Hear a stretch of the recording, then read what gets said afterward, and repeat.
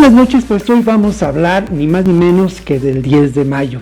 Esta celebración para algunos del amor filial, para otros sin duda un mero día de consumismo, para grupos de personas que en este momento se encuentran buscando a sus familiares desaparecidos, es motivo de la conmemoración de esa lucha que han mantenido a lo largo ya de varios años. Algunos datos para ubicar el contexto de esta conmemoración a la que convocan distintos colectivos de personas desaparecidas. Usted lo sabe bien porque he escuchado el dato, hay más de 40,000 personas desaparecidas en este país, personas que tienen un rostro, personas que tienen una historia, personas que han visto su vida truncada. Pero hay otro dato que resulta asombroso.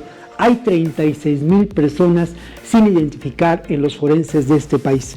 Por tal motivo, el próximo 10 de mayo, los colectivos de personas que buscan a sus familiares se organizan para conmemorar en 16 ciudades del país, entre ellas Veracruz, Hermosillo, Torreón y Cuernavaca, Morelos, una marcha muy grande en contra de la impunidad.